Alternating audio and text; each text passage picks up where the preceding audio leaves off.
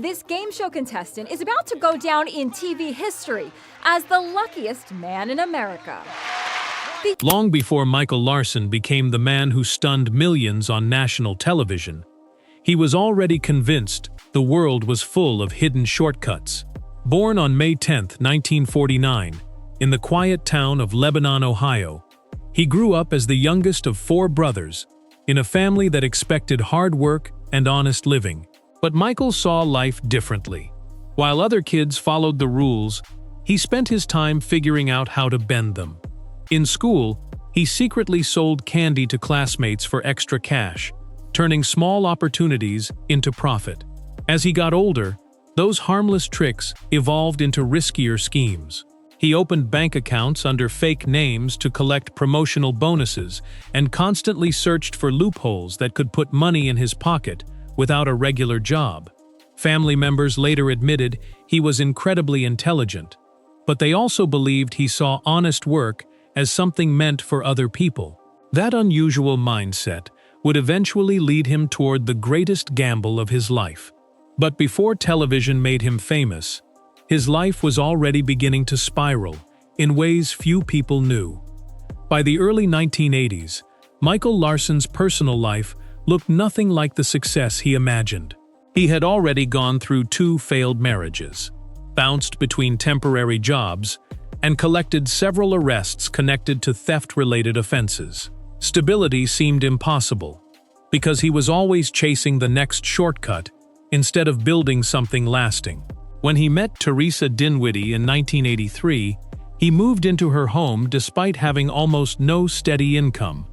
He occasionally talked about driving an ice cream truck during the summer, but that hardly covered the bills. Teresa quickly noticed that Michael carried an unusual confidence. Even with empty pockets, he acted as though he was smarter than everyone around him and believed a massive breakthrough was always just around the corner.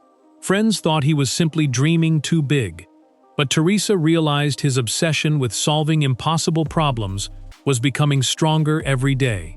Then one strange hobby inside their living room changed everything, setting him on a collision course with one of television's biggest mistakes. Walking into their living room felt like stepping into another world. Michael had stacked nearly a dozen televisions on top of one another, each tuned to different channels and glowing day and night. The heat pouring from the screens became so intense that it reportedly caused the paint on the walls to peel away. Yet Michael barely noticed. While everyone else saw chaos, he saw information. He spent hour after hour recording episodes of Press Your Luck on a VCR, replaying them frame by frame until his eyes burned. Teresa remembered days when he barely spoke, because every ounce of his attention was focused on the flashing game board.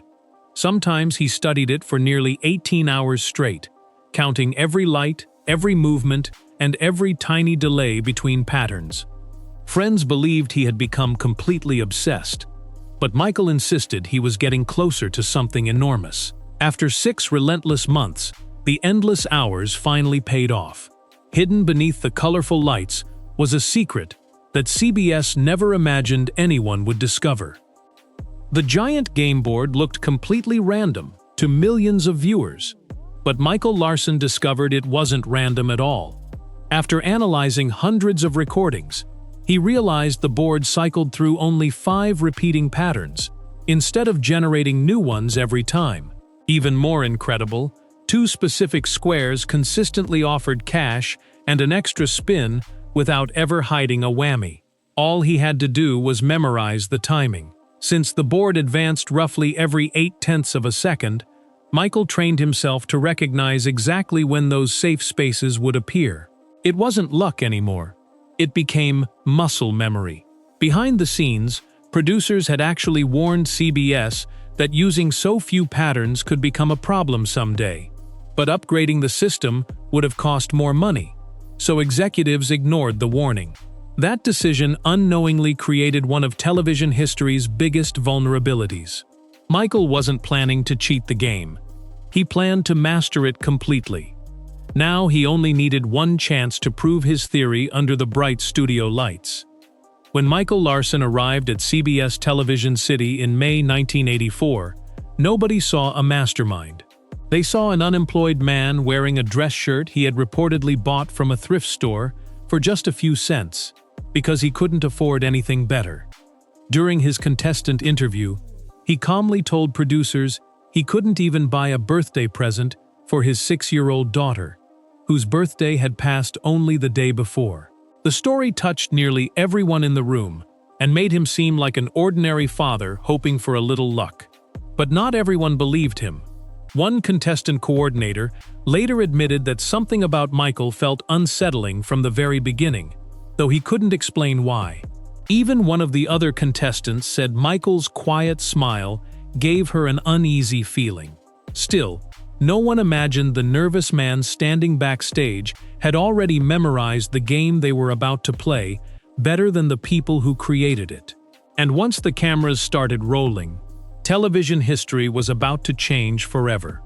When the game finally began, Michael Larson didn't look like a genius at all. During the opening trivia round, he missed an easy question about Franklin D. Roosevelt, giving the wrong answer and earning only a handful of spins. Then came an even worse start. On his very first turn at the big board, he hit a whammy and lost everything instantly. The audience laughed, and it looked like his big dream had ended before it even started. But Michael wasn't panicking. That first mistake gave him something far more valuable than money. It helped him synchronize the timing in his head with the real board in front of him. It was the final adjustment he needed after months of practice at home. Suddenly, his next spins landed perfectly on the safe spaces he had memorized.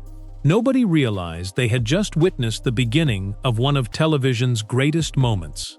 And if you're enjoying this unbelievable story so far, take a second to like this video, subscribe to the channel, and turn on notifications.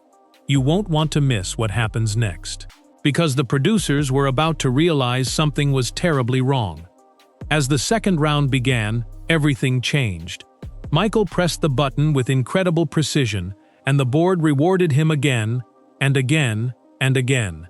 Cash prizes stacked up at a speed no contestant had ever matched.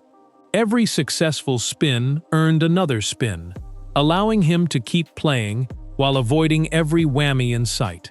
Host Peter Tamarkin smiled at first, joking that Michael was having the game of his life. But as the total climbed higher, the jokes faded. His excitement turned into disbelief. The audience stopped cheering between spins because they couldn't believe what they were watching. Even the other contestants stared at the board, wondering how one man could keep landing on the same winning spaces over and over. What looked like unbelievable luck was actually months of preparation paying off under the brightest lights imaginable. Meanwhile, behind the cameras, the people running the show were beginning to panic, and their reactions were becoming even more dramatic than the game itself. Inside the control room, confusion quickly turned into chaos. Producers watched Michael repeat the same winning pattern so consistently that it no longer looked like chance. Staff members began whispering to each other before someone finally picked up the phone and called senior CBS executives. Questions filled the room. Could they stop the game? Had someone leaked confidential information? Was this contestant somehow cheating on live television? Every spin made the situation worse, because Michael refused to miss. The flashing board that had entertained audiences for months suddenly looked like a flaw waiting to be exposed. Lawyers, producers, and executives all stared at the monitors, searching for an answer that didn't exist. They couldn't interrupt the game without a reason, yet letting it continue meant watching their biggest attraction get completely dismantled in front of a studio audience.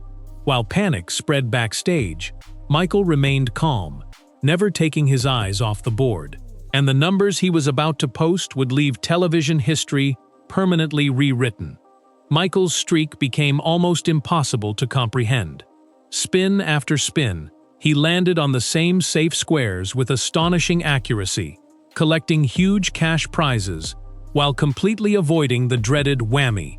The odds of surviving that many turns without losing everything were so incredibly small that many viewers later assumed the game had been staged.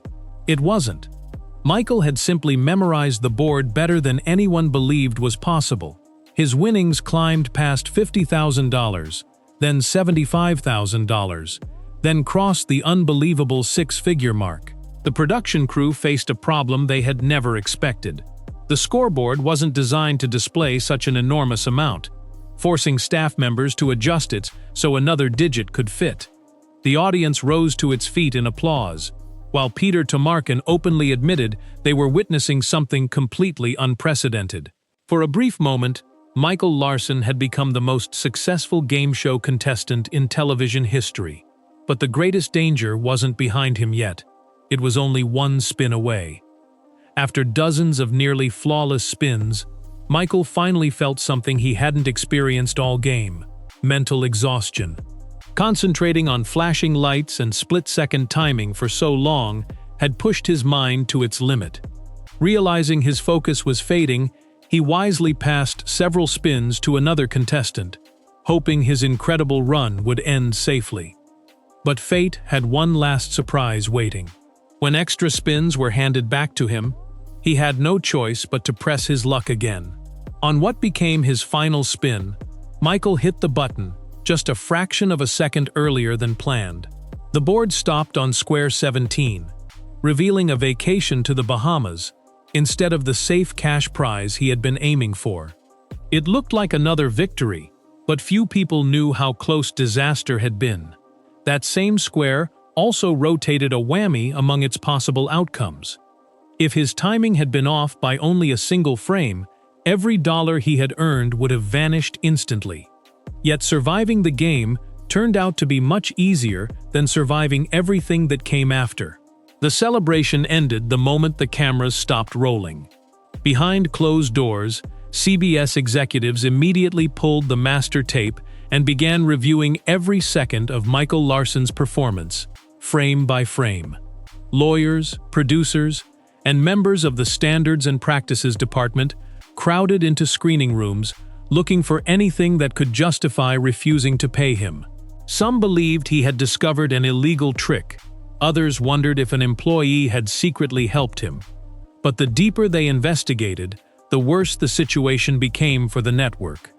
Michael hadn't tampered with the equipment, communicated with anyone backstage, or broken a single written rule.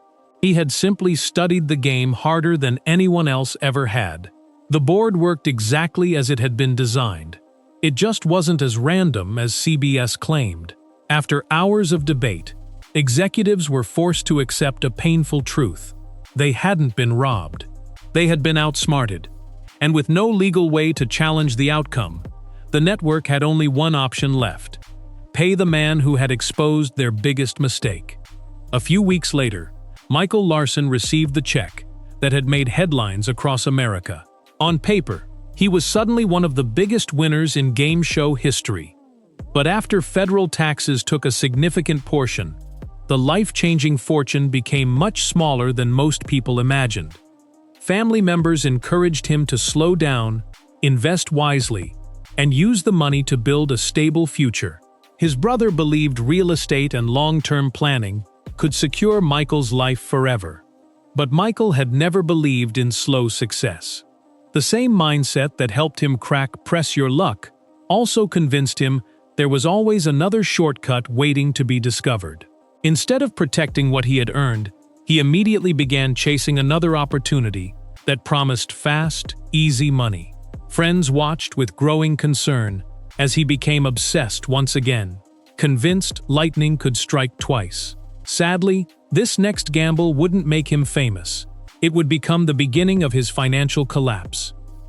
Not long after his television victory, Michael became fascinated with a nationwide radio contest connected to Sale of the Century. The challenge involved matching serial numbers from dollar bills to numbers announced on the air, with a prize worth tens of thousands of dollars. Most people bought a few bills and hoped for the best. Michael approached it like a full-time job. He withdrew enormous amounts of cash from the bank, covering tables, floors, and every available surface with stacks of dollar bills. For days, He and Teresa manually checked serial numbers one by one, believing persistence would uncover another hidden advantage. Hours turned into weeks, and the excitement slowly faded into frustration. Unlike Press Your Luck, this contest offered no predictable pattern to exploit. There was nothing to memorize, and no secret rhythm hiding beneath the surface. Eventually, Michael admitted defeat and returned much of the cash to the bank. But the money he left at home was about to attract the wrong kind of attention. During Christmas of 1984, Michael and Teresa attended a holiday gathering, expecting to return home to a quiet evening. Instead, they found their house had been broken into. Burglars had forced their way inside and stolen roughly $50,000 in cash that Michael had left unsecured instead of placing it somewhere safe. Police investigated, but the case quickly went cold. No suspects were identified, and the missing money was never recovered. For most people, the tragedy would have ended there, but Michael couldn't let it go. He became convinced that someone close to him had been involved, and before long, his suspicions focused on Teresa. Without evidence, he began questioning her motives and doubting everything she said. The trust that had held their relationship together disappeared almost overnight. What began as a financial loss soon turned into something far more painful, pushing Michael into a downward spiral that money could no longer fix. As Michael's suspicions grew stronger, life inside the house became unbearable. Teresa later admitted she feared his behavior had become increasingly unpredictable, and she no longer felt safe living under the same roof. Eventually, she gathered her children, took the small amount of cash she had hidden away, and quietly left. Michael had not only lost much of his fortune, he had also destroyed one of the few stable relationships remaining in his life. By 1986, nearly all of his game show winnings had disappeared through failed investments, everyday expenses, and the devastating burglary. With no other choice, he accepted work as an assistant manager at Walmart, moving between stores in Ohio while trying to rebuild his finances. Yet deep down, he never accepted that ordinary life was enough. The routine frustrated him because he still believed he was destined to beat the system again. That relentless confidence would soon draw him toward a scheme far more dangerous than anything he had attempted before.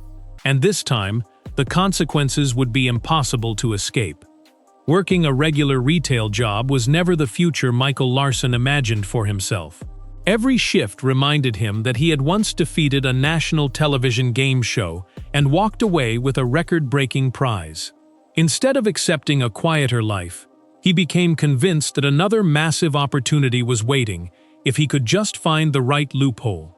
Friends noticed he still spoke with absolute confidence, insisting that systems were designed to be beaten by people willing to study them closely enough.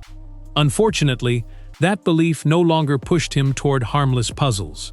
It led him toward increasingly risky business ideas. Rather than investing what little he had left, Michael searched for shortcuts that promised enormous returns with very little effort. He believed he could outthink banks, businesses, and even government regulators. The confidence that had once made him a television legend slowly transformed into dangerous overconfidence. And before long, he found a project that seemed too good to ignore, even though it would eventually bring federal investigators to his doorstep. In the early 1990s, Michael became involved in promoting what was presented as an international telephone lottery tied to Native American organizations. Investors were told the project could generate hundreds of millions of dollars, and that buying shares early would produce incredible profits once the lottery launched. Thousands of people believed the promises and invested their savings. But according to later SEC filings, the operation was built on claims that could not legally or practically happen. Authorities alleged that important information had been hidden from investors, while millions of dollars flowed into the project. As complaints mounted, federal regulators stepped in, and accusations surfaced that unregistered securities had been sold through misleading promotions. The dream that Michael believed would restore his fortune quickly unraveled. Instead of celebrating another brilliant victory, he found himself facing legal pressure unlike anything he had experienced before. And rather than staying to defend himself, Michael made a decision that shocked even the people who knew him best. As legal problems continued to grow, Michael Larson quietly disappeared. He left Ohio behind and resurfaced in Apopka, Florida, without telling most of his family where he had gone. His sudden disappearance left relatives confused, and before long, federal agents contacted his brother James, hoping he knew Michael's location. He didn't. The family had genuinely lost contact with him. The man who had once stood under bright television lights was now living in the shadows, constantly moving and avoiding attention. Ironically, the person who had become famous by exposing a flaw in a game show now spent his own life trying not to be found. Friends who remembered his confidence could hardly believe how dramatically things had changed. The record-setting champion had become a ghost, carrying the weight of choices that refused to stay buried. Yet fate still had one final appearance waiting for him before his remarkable story came to an end. Despite living far from public attention, Michael briefly returned to television during the renewed interest surrounding the 1994 film Quiz Show, which explored famous game show scandals. He appeared in interviews and reflected on the unforgettable day that had changed his life forever. Viewers immediately noticed that he looked very different. His voice had become noticeably weaker because he was quietly battling throat cancer, a struggle few people fully understood at the time. The energetic man who had once stared down the flashing "Press Your Luck" board now appeared tired and worn by years of hardship. There was no sign of the triumphant game show champion audiences remembered. Instead, they saw someone carrying the consequences of decades spent chasing impossible victories. It would become one of the last opportunities for the public to hear directly from Michael Larson before his extraordinary journey reached its heartbreaking conclusion. On February 16, 1999, Michael Larson passed away from complications related to throat cancer at just 49 years old in Apopka, Florida. In a heartbreaking twist, many members of his own family didn't even know where he had been living until authorities informed them after his death. His brother later reflected that winning Press Your Luck may have been the worst thing that ever happened to Michael. The incredible victory convinced him he could outsmart every system he encountered, and that belief eventually led him down a path from which he never recovered. What began as one of television's greatest underdog stories ended in loneliness, financial ruin, and regret. Yet even after his passing, people couldn't stop talking about the man who defeated a game that was never supposed to be beaten. And years later, his astonishing achievement would return to the spotlight once again, inspiring documentaries, films, and a debate that still hasn't been settled. Michael Larson may have walked away with the money, but CBS made sure no one would ever repeat his achievement. Almost immediately after his historic appearance, the network redesigned the Press Your Luck board by adding far more light patterns, making it nearly impossible to memorize the sequence the way Michael had. Producers also introduced a winnings cap to prevent another contestant from reaching such an unbelievable total. Perhaps the biggest sign of their embarrassment came afterward.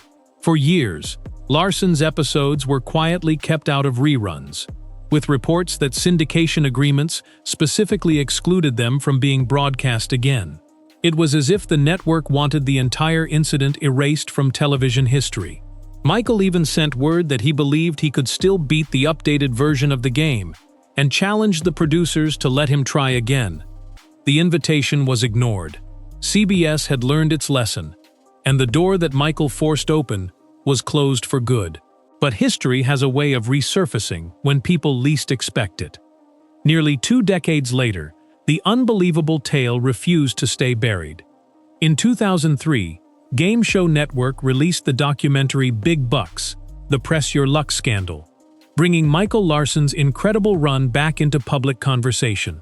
The program became one of the network's highest-rated specials, introducing a new generation to the contestant who had outsmarted one of America's biggest game shows. Former host Peter Tomarken, Fellow contestants, producers, CBS executives, Teresa Dinwiddie, and Michael's brother all shared memories of what happened behind the scenes. One of the documentary's most emotional moments featured the final recorded interview with executive producer Bill Carruthers, who had warned years earlier that the board wasn't random enough. His prediction had come true exactly as he feared. Suddenly, Michael Larson wasn't just a forgotten contestant anymore. He had become one of television's greatest legends, and people began asking whether he had been a genius, a cheat, or something far more complicated. The fascination with Michael Larson only continued to grow. Podcasts, magazine features, television specials, and books kept revisiting the mystery behind his unforgettable victory. His story even inspired a graphic novel before eventually making its way to the big screen with the feature film The Luckiest Man in America. Decades after his appearance, audiences remained captivated because his achievement still seemed almost impossible.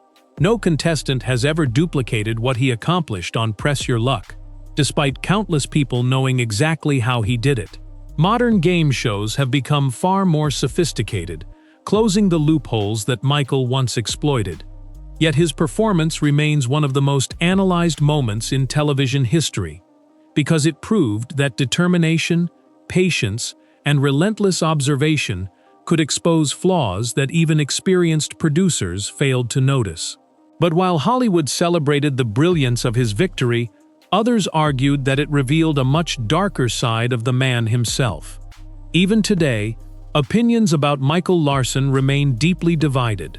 Some writers describe him as an early hacker, a man who simply studied a system until he understood it better than its creators.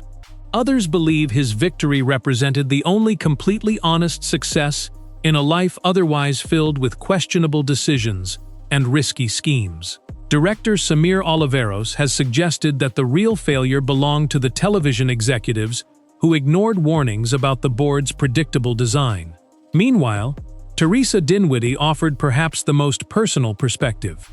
Years after everything happened, she admitted that anger slowly gave way to sadness, as she reflected on the brilliant man whose endless search for shortcuts ultimately consumed him. Michael's intelligence was never really in doubt. The real question was whether he could ever stop looking for the next loophole. And that unanswered question may explain why his story continues to fascinate people decades later.